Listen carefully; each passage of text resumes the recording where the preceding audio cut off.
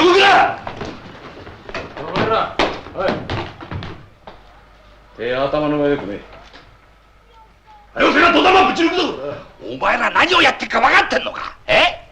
こんな大量の物をお前らさばけると思ってんのか。それにな、俺たちだってこのまま黙って引っ込んじゃいねえぜ。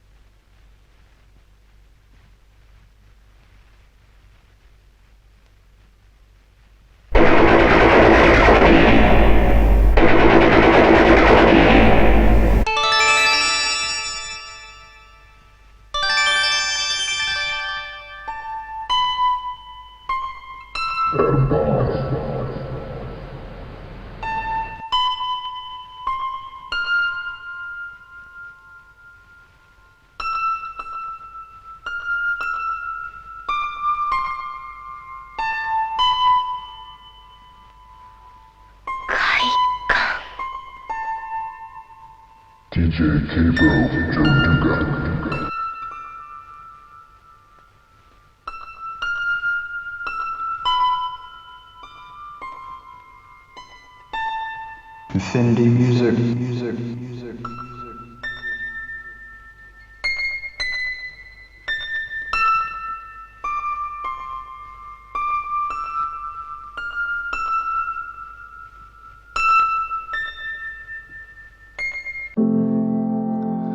Well, Joe, I'm out of rhyme, so it's time to rip off Taras Shevchenko. And the sky unwashed, and the drowsy waves, and along the coast far off, as if drunk, the reeds buckle. Without wind, Jesus Christ, am I going to be trapped for long? In this unlocked prison, wasteland at the edge of this monstrous sea, nauseated globe, speechless, shut up, and bent as if alive. Yellowing grass doesn't want to speak the truth, but there's no one else to ask. Fate. You did not play me false, O fate. You were a brother, closest friend, to this poor wretch. You took my hand when I was still a little tot, and walked me to the deacon school to gather knowledge from the sod. My boy, you study hard, you said, and you'll be somebody in time.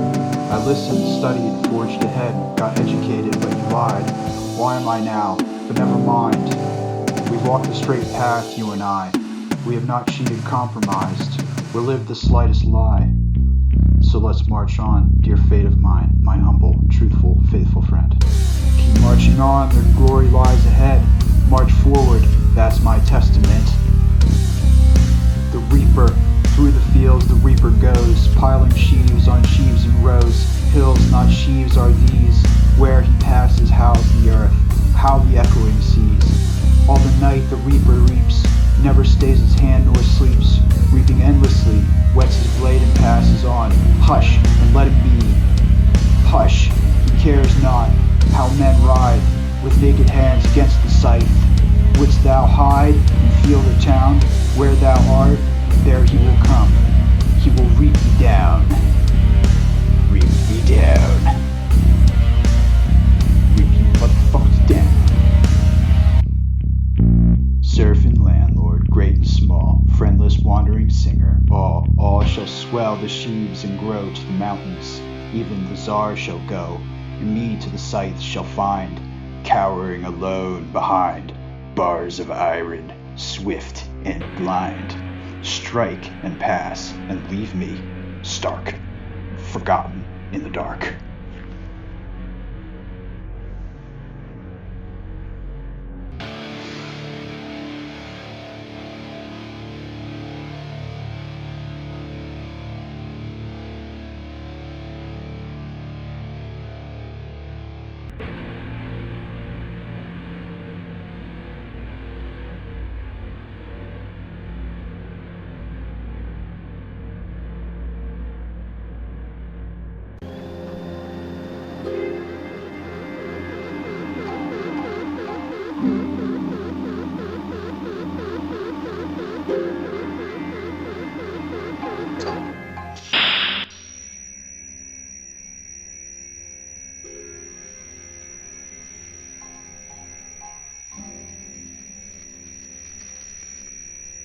This is gold, Mr. Bond. All my life I've been in love with its color, its brilliance, its divine heaviness. I welcome any enterprise that will increase my stock, which is considerable. I think you've made your point, Goldfinger. Thank you for the demonstration. Choose your next witticism carefully, Mr. Bond. It may be your last. The purpose of our two previous encounters is now very clear to me. I do not intend to be distracted by another. Good night, Mr. Bond. Do you expect me to talk? No, Mr. Bond, I expect you to die. Hello, it's DJ Duca Dog coming at you with some rhymes about comic book villainy based on pre-production notes. Because crime is better with rhyme. Lex is in distress. His hate drives him to overcompensate. He's bald, armor purple and green, like Storm and Norman, that goblin's so mean. Driven by rage, it's no joke, like Jack Napier Solene with that creepy grin, doing whatever he can to win against the Cape Crusader. But no laser or robot can stop the heroic four, lest you make room for Doc Doom.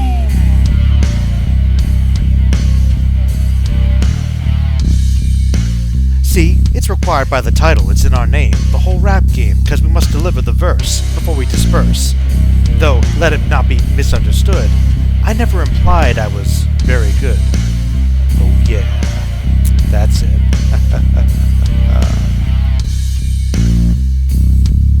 Yoda's greatest display of raw power in the original trilogy came when he lifted Luke's X-Wing from the swamp. As far as physically moving objects around goes, this was easily the biggest expenditure of energy through the Force we saw from anyone in the trilogy. "Professor," said Captain Nemo, "if you would like to accompany me, I am going to take our bearings and determine our point of departure for the voyage. It's 11:45. I'm going to the surface."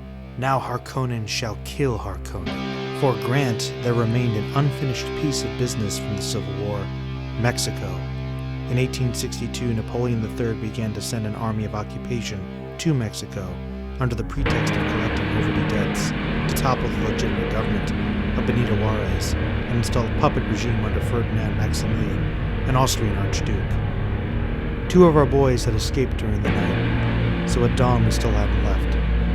We spent a while hanging out our stiff green coats, wet from the night before, in the pale sunshine, and watched the Umber River beyond the fig trees on the far side of the footpath beyond the low hedge. Yesterday's violent rain had cracked the path, and the clear water was flowing in those sharply edged cracks.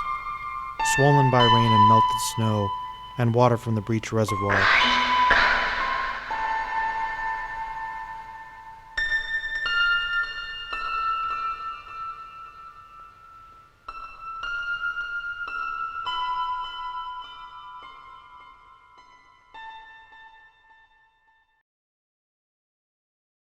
so it was amid a gathering gloom the King of the Mark made ready to lead all his riders on the eastward road.